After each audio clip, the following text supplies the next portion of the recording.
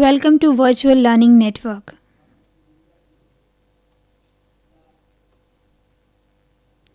Retail Banking, this is Session 6, Part 2, Retail Banking Products.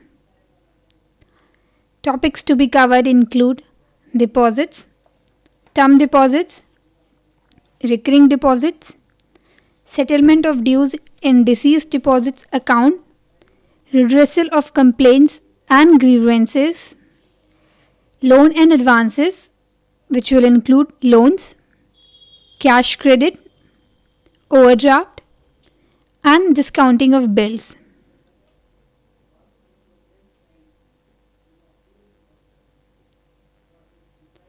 Now we'll begin with term deposits.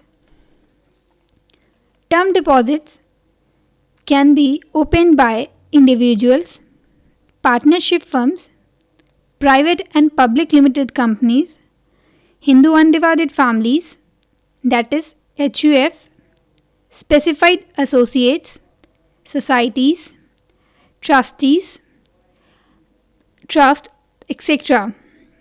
Bank has tailored various deposit schemes to suit the need and expectations of investing people in every walk of life. जो term deposit हैं, term deposit account individual भी open कर सकते हैं, partnership firm, private और public companies, Hindu undivided family और specific associates और societies और ट्रस्ट, ये सब लोग टर्म डिपॉजिट अकाउंट ओपन कर सकते हैं. और बैंक ने इस टर्म डिपॉजिट स्कीम्स निकाली हैं तरह तरह की, ताकि वो जितने लोग हैं उनकी नीड्स और एक्सपेक्टेशन को सेटिस्फाई कर सकें. जैसे जिसकी नीड्स हैं, जैसे जिसकी रिक्वायरमेंट है, स्कीम्स उस तरह से बनाई गई हैं. बेसिकली टर्म डिपॉजिट हम उन डिपॉजिट को कहते हैं जो बैंक में होते हैं कुछ डेफिनेट टाइम पीरियड के लिए, और जो कस्टमर्स होते हैं वो फ्री होते हैं, वो कभी भी उससे पैसा विड्रॉ कर सकते हैं जब उनकी रिक्वायरमेंट हो, जब उनकी नीड हो.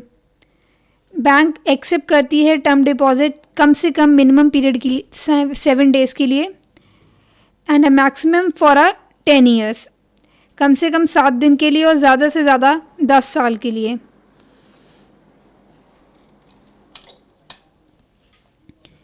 बैंक डिपॉजिट एक्सेप्ट करती है 10 साल से ज़्यादा के लिए अगर कोई ऑर्डर्स हैं कोर्ट के द्वारा तब. Next is rate of interest. Bank में offer differential interest rate on wholesale domestic term deposits of rupees 15 lakhs and above. जो बैंक है वो इंटरेस्ट रेट जो ऑफ़र करता है वो बहुत तरह के होते हैं, रेट्स डिफरेंट होते हैं. बेसिकली होलसेल डोमेस्टिक के लिए अलग होते हैं और वो बेसिकली 15 लाख या उससे अबव होते हैं जो इंटरेस्ट रेट होते हैं, उन पे ऑफ़र होता है.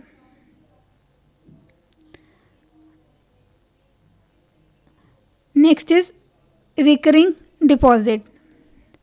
Recurring deposit are a special kind of term deposit offered by banks in India which help people with the regular incomes to deposit a fixed amount every month into their recurring deposit account and earn interest at the rate applicable to fixed deposit.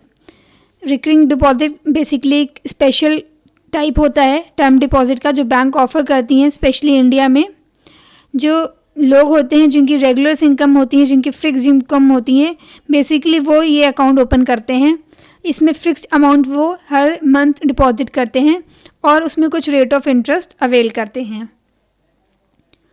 Basically recurring deposit जो है वो एक individual खोल सकता है, आधे singly या फिर जॉइंटली, या फिर कोई माइनर जो 10 ईयर्स का है और अब अपने नाम पे या फिर अपने गार्डनशिप के नाम पे, या फिर कोई हिंदू अनडिवाइडेड फैमिली या कोई फर्म, क्लब या एसोसिएशन या कोई एजुकेशनल इंस्टीट्यूशन या म्यूनिसिपैलिटी, पंचायत, सोसाइटी, ट्रस्ट, ये सब रिकरिंग डिपॉजिट खोल सकते हैं. It is similar to making FDs of a certain amount in monthly instalments, for example ₹1000 every month. Recurring deposit account जो होता है वो एकदम सेम होता है जैसे हम फिक्स डिपॉजिट करते हैं कुछ साल के लिए, और हर मंथ उसमें कुछ पर्टिकुलर फिक्स्ड अमाउंट डिपॉजिट करते हैं। कोई फिक्स्ड इंस्टॉलमेंट होती हैं, जैसे 1000 अगर हम हर मंथ डिपॉजिट कर रहे हैं, वो रिकरिंग डिपॉजिट होता है basically. Features of recurring deposit account. The main features of recurring deposit account are as follows. Recurring deposit के कुछ करेक्टरिस्टिक्स हैं, जो कि हैं number 1, the main objective of recurring deposit account is to develop regular savings habit among the public. Second is, in India, minimum amount that can be deposited is at ₹10 at regular intervals. जो main objective है recurring deposit account का, वो ये है कि लोग regular savings करें और एक हैबिट लाएं कि वो रेगुलर सेविंग कर रहे हैं अपनी सैलरी से। और जो मिनिमम अमाउंट है इंडिया में रिकरिंग डिपॉजिट का, वो ₹10 से स्टार्ट होता है। The period of deposit is minimum 6 months and maximum is 10 years। और जो पीरियड ऑफ डिपॉजिट है वो कम से कम 6 महीने हैं और ज़्यादा से ज़्यादा 10 साल है। इससे ज़्यादा मनी डिपॉजिट नहीं हो सकता है। Rate of interest is higher. Rate of interest जो दिया जाता है उनकी डिपॉजिट पे, वो ज़्यादा है बहुत। No withdrawals are allowed, however the bank may allow to close the account before the maturity period. Recurring deposit में कोई भी विड्रॉल्स अलाउ नहीं हैं। जो कस्टमर्स होते हैं जो अपना पैसा डिपॉजिट करते हैं बैंक में रिकरिंग डिपॉजिट में, वो बेसिकली विड्रॉ नहीं कर सकते हैं। बैंक उस अकाउंट को क्लोज करने की परमिशन दे सकती है बिफोर मैच्योरिटी पीरियड, अगर आता नहीं है तब भी। The banks provide the loan facility. The loan can be given up to 75% of the amount standing to the credit of the account holder। जो बैंक होती है वो लोन फैसिलिटी प्रोवाइड कर सकती है, और जो लोन दिया जाता है वो 75% होता है जो अमाउंट है क्रेडिट में अकाउंट जो होल्डर है उसके।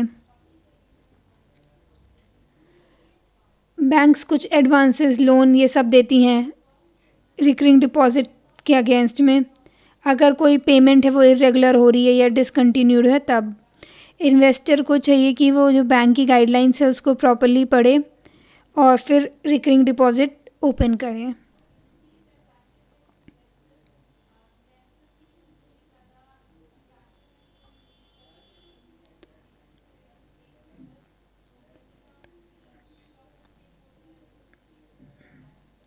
Settlement of dues in deceased deposit account. If the depositor has registered nomination with the bank, the balance outstanding in the account of deceased depositor will be transferred to the account of or paid to the nominee after the bank is satisfied about the identity of the nominee. अगर कोई depositor है जो कि अपना पैसा bank में deposit कर रहा है, अगर वो रजिस्टर्ड है बैंक से, तो जो बैलेंस है आउटस्टैंडिंग डिसीज्ड डिपॉजिटर के अकाउंट में वो ट्रांसफ़र हो जाएगा उसके नॉमिनी के अकाउंट में। ये तभी ट्रांसफ़र होगा अगर बैंक सेटिस्फाइड है नॉमिनी से और उसकी आइडेंटिटी पूरी तरीके से सेटिस्फाइड हो चुकी है। तो next is The above procedure will be followed even in respect of a joint account where nomination is registered with the bank। जो अभी हमने ऊपर प्रोसीजर पढ़ा, अगर कोई डिपॉजिटर है, if he is deceased, he is no more, तो उसका जो डिपॉजिट होगा ट्रांसफ़र हो जाएगा उसके नॉमिनी के अकाउंट में। सेम अगर कोई अकाउंट जॉइंटली खुला है, जॉइंट अकाउंट है वो, तो फिर जो ट्रांसफ़र होगा वो जो सेकंड पार्टनर है, सेकंड इंडिविजुअल है, उसके नाम पे हो जाएगा।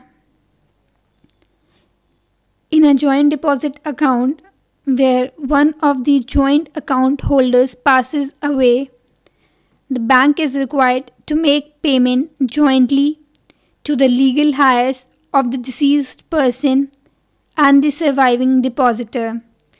अगर कोई जॉइंट डिपॉजिट अकाउंट खुला है जो एक से ज़्यादा लोगों ने खोला है, तो जो जॉइंट अकाउंट अगर उनमें से एक joint account holder is no more, तो बैंक जो पेमेंट होती है, जो डिपॉजिट होती है, वो उसके लीगल हेयर्स को दे देता है और जो सर्वाइविंग डिपॉजिटर होता है उसको देता है. However, if the joint account holders had given mandate for disposal of the balance in the account in the form such as either survivor, either or survivor, former or later, or survivor, anyone of survivor or survivor, the payment will be made as per the mandate to avoid delays in production of legal papers by the heirs of the deceased. अगर joint account holders ने पहले से ही कुछ लिख रखा है कि जो उनका बैलेंस होगा उनके अकाउंट में, सपोज़ उन्होंने लिख रखा है आइदर और सर्वाइवर, या फिर फॉर्मर और लेटर, या फिर either survivor any one of survivor, तो जो पेमेंट होगी वो जो उन्होंने मेंशन करी होगी अकाउंट होल्डर्स को उनको मिलेगी. Next is in the absence of nomination where there are no disputes among the claimants, the bank will pay the amount outstanding in the account of the deceased person against joint application and indemnity by all legal heirs or the person mandated by the legal heirs to receive the payment on their behalf without insisting on legal documents up to the limit approved by the bank's board. अगर कोई nomination नहीं दिया है joint account holders ने और कोई disputes या कोई क्वेरल्स भी नहीं है कि क्लेम जो कर रहा है अमाउंट डिसीज्ड इंडिविजुअल का, तो बैंक जो आउटस्टैंडिंग अमाउंट होगा वो डिसीज्ड पर्सन के अकाउंट का जो अमाउंट होगा वो उसकी लीगल हेयर्स को दे देगा और जो सेकंड पार्टनर होगा उसको दे देगा. This is to ensure that the common depositors are not put to hardship on the account of delays in completing legal formalities. ये इसीलिए है कि जो कॉमन डिपॉजिटर्स हैं उनको कोई प्रॉब्लम ना लेनी पड़े और उनको कोई डिले ना हो.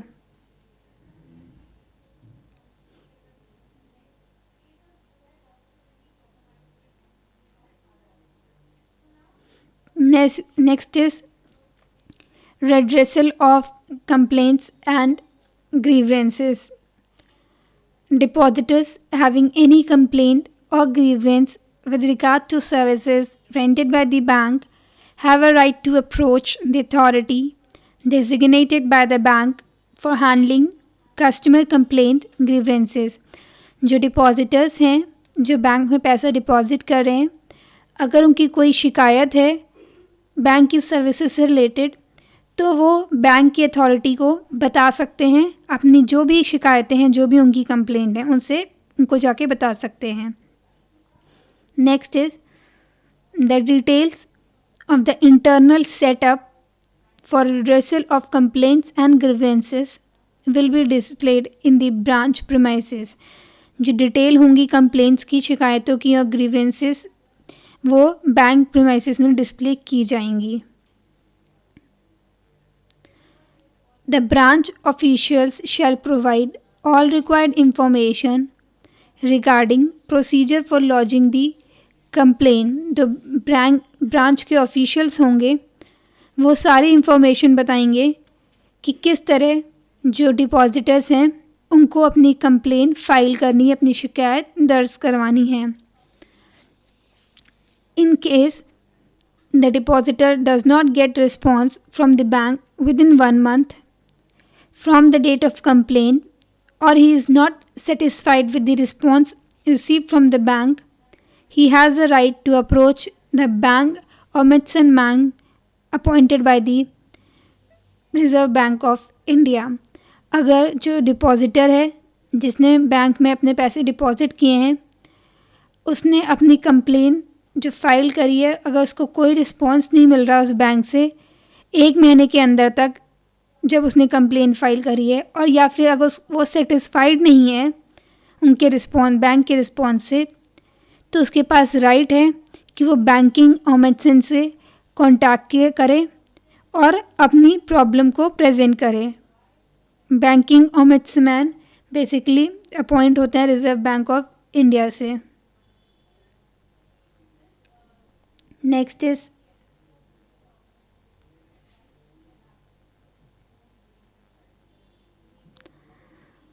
Loans and advances. A loan is a type of debt. Like all debt instruments, a loan entails the redistribution of the financial assets over time between the lender and the borrower. Loan basically एक तरह की liability होती है, एक उधार होता है. जैसे सारे डेब्ट इंस्ट्रूमेंट्स होते हैं वैसे ही लोन भी होता है, और लोन की भी एक रिक्वायरमेंट होती है कि उसको फ्यूचर में पे बैक करना पड़ता है. बेसिकली जो लेंडर होता है, जो लोन लेता है, जो उधार लेता है, और जो लेंडर होता है वो उधार देता है, और जो बोरोवर होता है वो उधार लेता है. तो इनके बीच में एक कॉन्ट्रैक्ट होता है और उसमें एक टाइम पीरियड मेंशन होता है, जबकि जो बोरोवर को उस टाइम पीरियड के अंदर लेंडर को उस लोन का अमाउंट इंटरेस्ट के साथ वापस करना होता है. In a loan, the borrower initially receives or borrows an amount of money called the principal from the lender. Loan में जो दो पार्टीज़ होती हैं, एक बोरोवर होता है और दूसरा लेंडर होता है. बोरोवर जैसे मैंने बताया जो उधार लेता है उससे बोरोवर कहते हैं, और जो लेंडर जो उधार दे रहा है, जो कैप मनी दे रहा है, उसको लेंडर कहते हैं. बोरोवर जब मनी उधार लेता है उस मनी को हम बोलते हैं प्रिंसिपल अमाउंट, और बोरोवर की रिस्पॉन्सिबिलिटी होती है कि वो सारा प्रिंसिपल अमाउंट पे बैक करे एक इक्वल इंस्टॉलमेंट्स पे अपने लेंडर को और एक टाइम पीरियड में.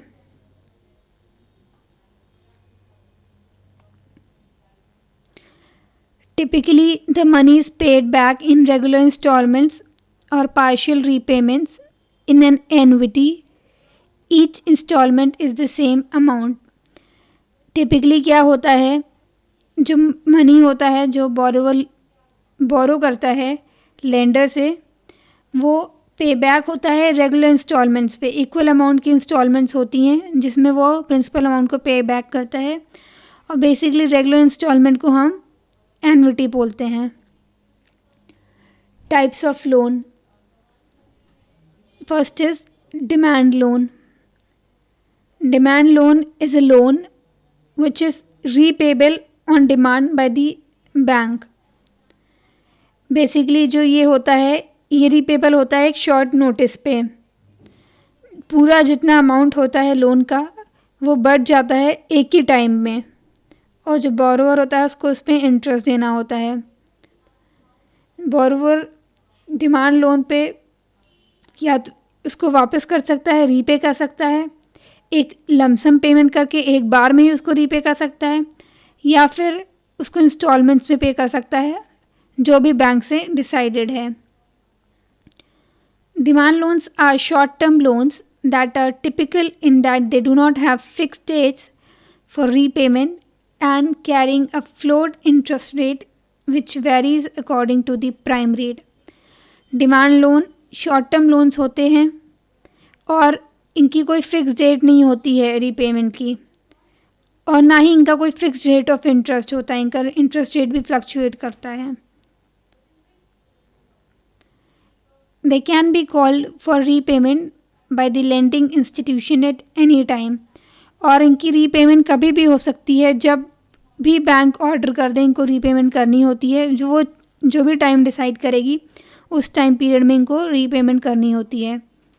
डिमांड लोन्स में भी सिक्योर्ड और अनसिक्योर्ड. डिमांड लोन सिक्योर्ड भी हो सकते हैं और अनसिक्योर्ड भी हो सकते हैं. सिक्योर्ड लोन वो होते हैं जिन पे कोई कोलैटरल सिक्योरिटी रखी जाती है, और अनसिक्योर्ड लोन वो होते हैं जो ऑफ़र करते हैं बिना कोलैटरल सिक्योरिटी के. Next is term loan. Medium term loan को और लॉन्ग टर्म लोन्स को हम टर्म लोन्स कहते हैं. और टर्म लोन बेसिकली एक बैंक ग्रांट करता है 1 साल से ज़्यादा के लिए, और इसकी जो रीपेमेंट होती है वो कई सालों में होती है, और बेसिकली इसकी रीपेमेंट इंस्टॉलमेंट्स में होती हैं और फिक्स्ड अमाउंट होता है. टर्म लोन होता है लोग लेते हैं कुछ, अगर वो सपोज़ नया बिज़नेस स्टार्ट कर रहे हैं इसलिए लेते हैं, या कुछ रिनोवेशन कर रहे हैं अपने बिज़नेस में इसलिए ले लेते हैं, या मॉडर्नाइजेशन कर रहे हैं, एक्सपेंशन कर रहे हैं, एक्सटेंशन कर रहे हैं अपनी बिज़नेस को, या फिर अगर सपोज़ वो कोई बहुत heavy plant and machinery purchase कर रहे हैं, या लैंड परचेज़ कर रहे हैं अपनी फैक्ट्री को सेटअप करने के लिए, या अपनी फैक्ट्री को कंस्ट्रक्ट करने के लिए, या बिल्डिंग को परचेज़ करने के लिए, या फिर अगर उनको कोई इमूवेबल एसेट्स परचेज़ करना है, तो इसलिए टर्म लोन्स डिपॉजिटर्स लेते हैं। और ये जो लोन होते हैं ये सिक्योर्ड होते हैं अगेंस्ट मॉर्गेज ऑफ लोन के और प्लांट एंड मशीनरी बिल्डिंग और ऐसी चीज़ों पे। So term loan is a monetary loan that is repaid in regular payments over a set period of time. ये बेसिकली रीपेड होते हैं, एक रेगुलर पेमेंट होती है इनकी, और एक टाइम पीरियड भी फिक्स्ड होता है। Term loans usually last between 1 and 10 years but may last as long as 30 years in some cases. Term loans 1 से या 10 साल तक में वेरी करते हैं। It usually involves an unfixed interest rate that will add an additional balance to be repaid. Cash credit. Cash credit एक flexible system होता है लेंडिंग का, जिसमें जो बोरोवर होता है उसके पास ऑप्शन होता है कि वो फंड्स निकाल सके जब भी उसको ज़रूरत पड़े और जितनी भी उसको ज़रूरत पड़े। तो इसमें जो बैंकर होता है वो एक बेसिकली एक लिमिट स्पेसिफाई करता है लोन की कस्टमर को, उसको बोलते हैं कैश क्रेडिट लिमिट। उस लिमिट तक कस्टमर को अलाउ होता है कि वो उतना अमाउंट विड्रॉ कर सकता है। और जो कैश क्रेडिट लिमिट होती है वो बेस्ड होती है बोरोवर की नीड पे और जो भी बैंक ने फिक्स किया है या एग्रीमेंट हुआ है। Cash credit is an arrangement under which a customer of a bank और अ financial institution is allowed an advance up to a certain limit against credit granted by bank. Cash credit में customer को, depositor जो customer होता है उसको allow होता है वो कितना भी अमाउंट लोन का ले सकता है। This means a loan may be granted say for rupees 1 lakh. However, the customer or the borrower of the loan may take the amount of loan to the extent required by him but not exceeding the limit of rupees 1 lakh. For example, अगर bank ने cash credit decide किया है कि वो 1 लाख होगी उसकी limit, तो जो कस्टमर है, जो बोरोवर है, वो 1 लाख अमाउंट तक कितना भी अमाउंट ले सकता है। वो 10,000 ले सकता है, बोरो कर सकता है, 20,000 बोरो कर सकता है, 50,000 का लोन ले सकता है, पर वो 1 लाख से ज़्यादा का लोन नहीं ले सकता है।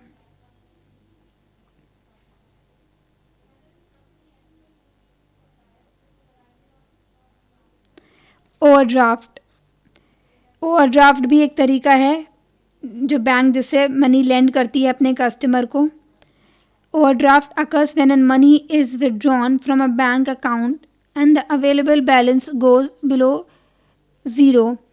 ओवरड्राफ्ट तब होता है जब मनी बैंक से निकाल लिया जाता है एक लिमिट के बिलो भी, और जो बैलेंस होता है वो बेसिकली ज़ीरो बन जाता है। Next we have discounting of bills. Apart from sanctioning loans and advances, discounting of bill of exchange by bank is another way by making funds available to the customer. हमने अभी तक पढ़ा था कि direct loans या loans, cash credit, overdraft, ये सब method होते हैं बैंक्स जिससे मनी लेंड करती है अपने कस्टमर को। एक तरीका और भी होता है जिससे बैंक अपने कस्टमर या बोरोवर को मनी लेंड करती है, वो होता है डिस्काउंटिंग ऑफ बिल्स। इससे बैंक बेसिकली डिस्काउंट करती है बिल ऑफ एक्सचेंज और जो कस्टमर होते हैं उनको फंड्स प्रोवाइड करती है।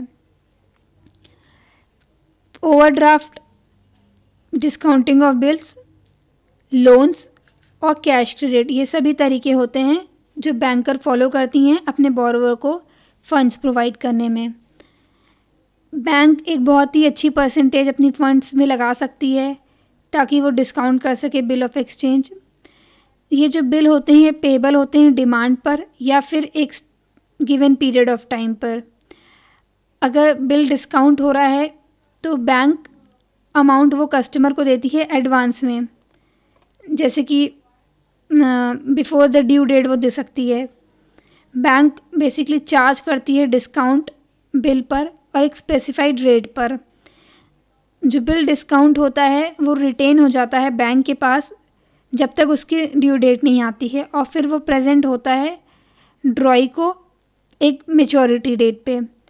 अगर इन केस जो बिल है वो डिसऑनर हो गया है ड्यू डेट पे, तो जो अमाउंट ड्यू है बिल पर वो इंटरेस्ट के साथ और अदर चार्जेस के साथ डेबिट हो जाता है बैंक के द्वारा कस्टमर के अकाउंट में।